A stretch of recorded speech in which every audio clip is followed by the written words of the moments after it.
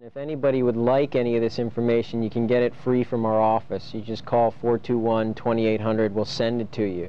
We give it out to people because people would come to us and they would say, oh, I didn't know I was supposed to get that. Oh, I didn't do that. Oh, I didn't think of that. Or they come in with this napkin that's sort of all crumpled up and bloody, and they're like, here's the dude's number and name. What we do is we pass out information. We tell people what they need to do. The first thing you need to do is, if you are in a motorcycle accident and you are not in danger of being run over, and that's a big problem for us, that if we get hit, we're usually in the road. If you're not in danger of being run over and you are not in a place where you are going to be further harmed, try to stay still. That's for your physical well-being. If you are in a zone of danger, get out of the road so you don't get run over. But be careful, because oftentimes we can have rib fractures, and a rib fracture near the aorta can kill you. And that's how a lot of motorcyclists die, is because they have rib fractures that puncture the aorta and they bleed to death. So you need to be very careful that if you have rib fractures, that you're not causing these sharp ribs to puncture your lung or your aorta. You need to get, if you are able to, you should immediately get information pertaining to the other driver. See who was driving. We have had 4 or 5 cases where the person who was driving has lied, and they said the passenger was driving. People who were drunk will have somebody else say they were driving. Look to see who was driving. We had a case where a bike rider was hit by this woman, and he was all bloody. They put him in the back of the car, and he couldn't tell who was driving, but he heard him say, God, man, I hope he doesn't say I was driving. And later on in the lawsuit, we found out the woman who was driving had a suspended license due to a DUI and had been intoxicated. So that was a very important issue, who was driving. Take down the information. You need to get their driver's license number, you need to get the car license plate number, and you need to get their insurance information, their ID information regarding their insurance policy, company, and policy number. Very important.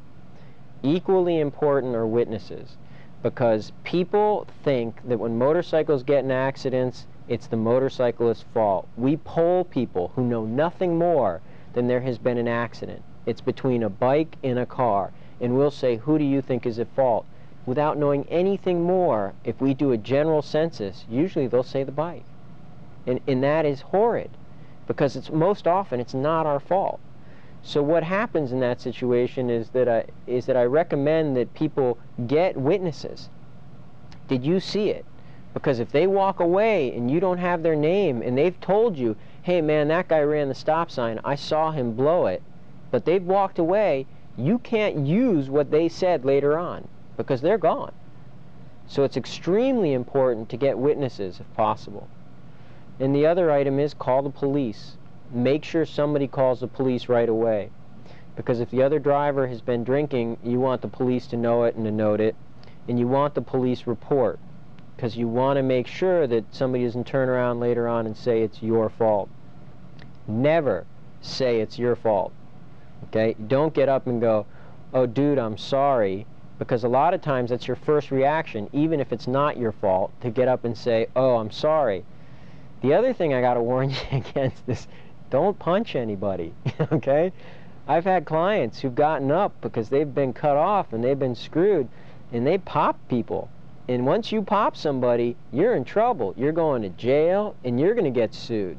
So don't pop anybody. Don't take any bike locks to any windshields. Don't kick in any side doors. A lot of times your adrenaline's pumping, but when you take out a driver after they took out you, it's not looking good for you in the long run. So I would suggest that you do those things at a minimum, but make sure you get their information, you get their insurance, you get witnesses, you don't admit fault, you get a police report. And you know what I do is I carry, and this is going to sound paranoid, but I carry a little camera, one of those disposable cameras, underneath the seat of each one of my bikes, because a picture is worth 10,000 words when it comes down to the end. Because when somebody says, no, that guy was 5 feet further, you know, and you can show that he's lying, then you're going to be in a much better position when it comes time to trying to collect on that claim.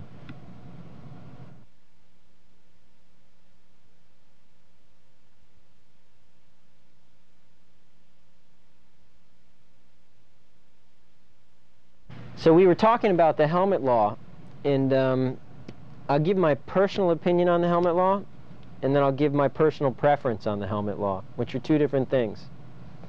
I have an opinion on the helmet law, and that opinion is that I think that people should be able to make certain choices about how they're going to live their lives. And I think that people should have the opportunity to choose whether or not to ride with a helmet.